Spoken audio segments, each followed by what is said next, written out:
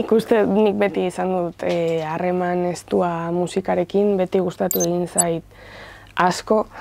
Ni txikitan kontserbatoriora jo nintzen, jende asko bezala eta gero utzi nun jende asko bezala ere. Urte batzutara damutu egin nintzen, ze piztu egin zintzaidan musikaren zera hori, interes eta pasio hori. Eta ja hasi nintzen momentu hortan basua jotzen. Gero ere utzi nun, ere fundamentu askorik ez. Eta beti hola hobi bat noizean behin jotzea eta hola. Nik utzi nuen nahiko gazte utzi nuen kontserbatorioa. Eta igual zuk uste duzu ez duzula ezer ikasi, baina ez da egia. Gero hasten zarenean, hasi nintzenean abestiak saiatzen egiten eta hola, eskertu nuen asko solfeoko base hori izatea eta nik ez dakit pilo bat, baina badute ezagutza hori, errazten duela asko gero konposatzerakoan. Zerbait iritsi zait, nire musika beste rollo bat da, baina nik eukin nuen ere fase bat, kortatu eta negu gorriak eta hori guztia asko entzuten nuela. Niretzat nabarmentzen da asko adibidez Berde Prato, berak egiten duela euskaraz musika pixkat esperimentalagoa eta niretzat ere inspirazio bat da euskaraz ere olako gauzak egin daitezkela ikusteko, ez? Izen artistiko hori okurritu zitzaidan ja neukan diska eta diskaren azala eta diskaren izena eta kantuen izena eta ez nekien ze izen erabili. Buelta asko eman diot izenari,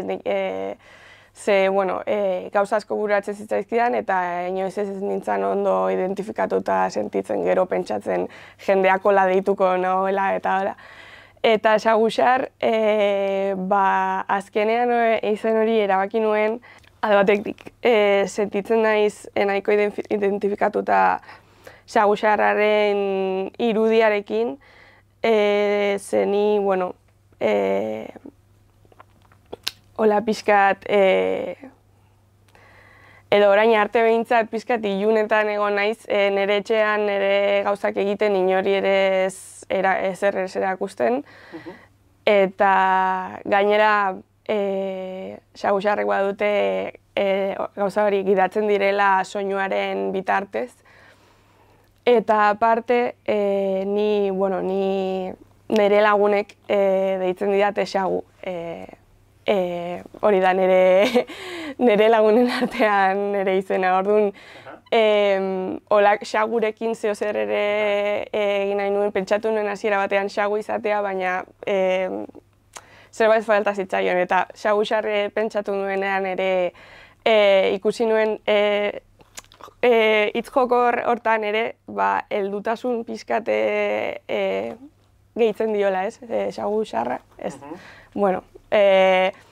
Xarma pixkat ikusi nion izenari eta nire prozesua pixkat da nire irudimenan ikusten ditudan gauzak soinuen bitartez representatzea saiatzen. Neure buruan imaginatzen ditudan gauzak eta hola, eszenarioak eta hola.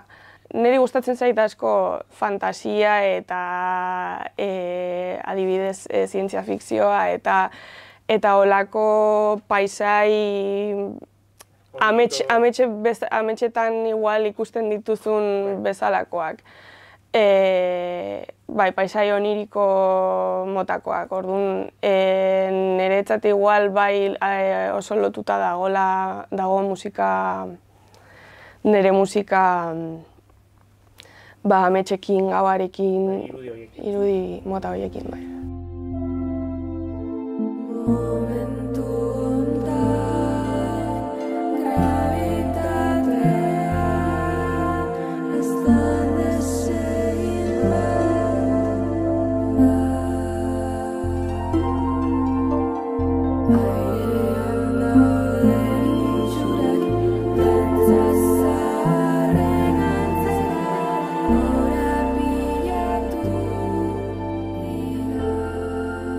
niretzat musikak era batean edo bestean erantzun ez dakit, baina ukitzen ditu igual beste hizkuntzak edo pentsamenduak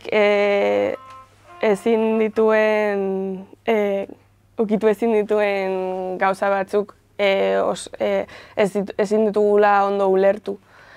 Eta baina zuk abesti bat entzuten duzunean ulertzen duzu eta ez dakizu ondo zer den, baina misterio horrekin dator, ez niretzat musika. Bueno, denetarik entzuten dut noski, baina adibidez asko gustatzen zait niri dream popa eta ambienta eta holakoak. Asko gustatzen zait adibidez, bueno, dream poparen alderdian hor Cocteau Twins eta holakoak. Nik beti aipatzen dute referentzia handi gisa Enya adibidez. Holako soinu, bueno, niri asko gustatzen zait reverba instrumentuetan eta ahotsean eta hola eta sortzen den giro etereo hori imitatzen saiatu nintzen. Eta ere ambientaren partetik niri ambienta asko gustatzen zait. Batez ere tekstura txikiak abestietan sartzen direnean eta soinu bereziak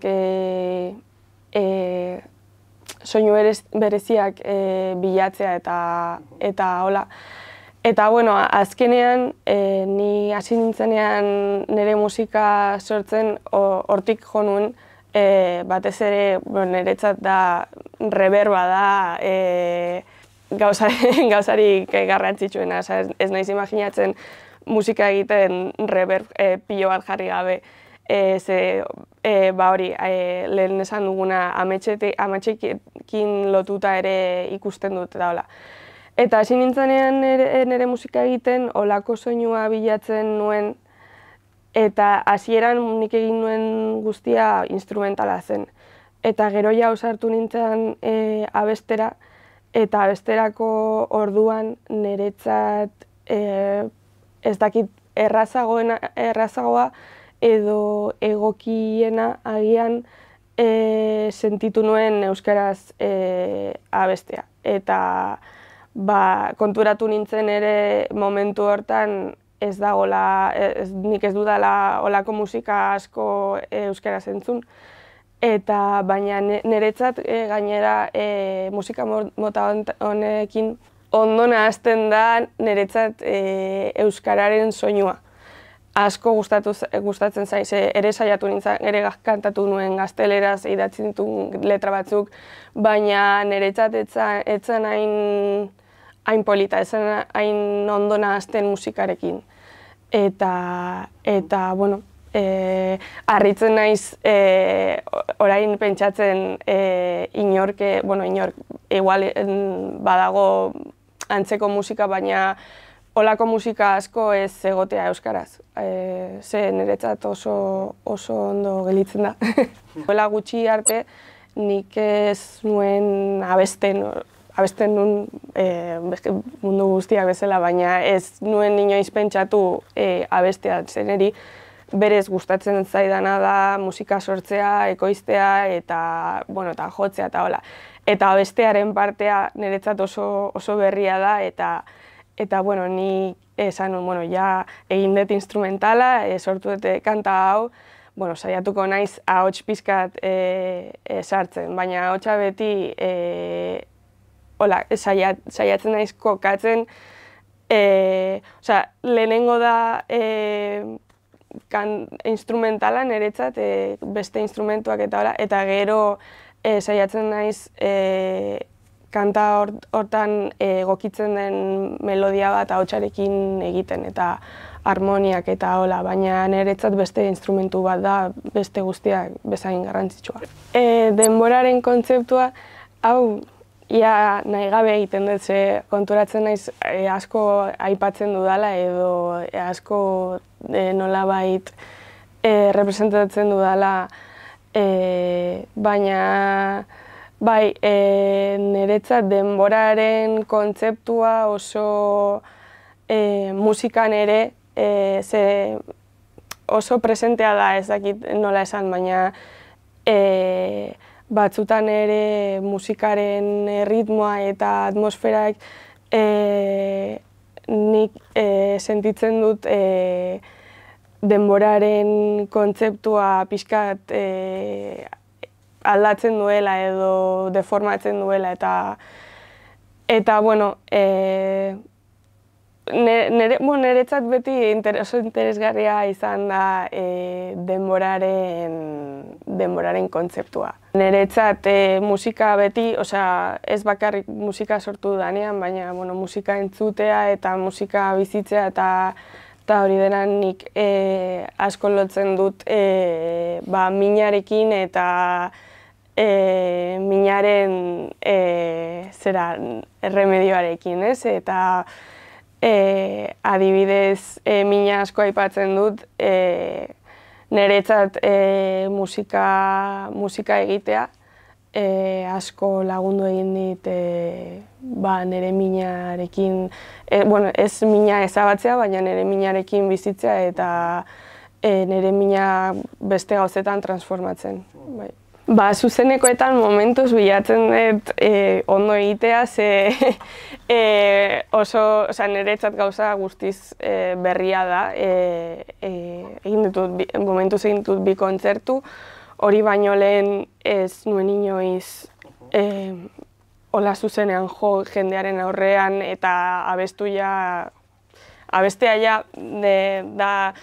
da gehien kostatzen zaidana, ze zuk esan duzu bezala oso lotxatia naiz. Eta oso urduri jartzen naiz. Nahi dudana azkenean da pixka jolastea, etxean egiten dudan bezala. Nire gauzekin, nire trastuekin, niretzat da jolas bat bezala, ez? Soinuekin jolastea. Eta, momentuz saiatu behar naiz urduritasun hori pixkat, badakit beti urduri egongo naizela, baina ondo gestionatzea eta nire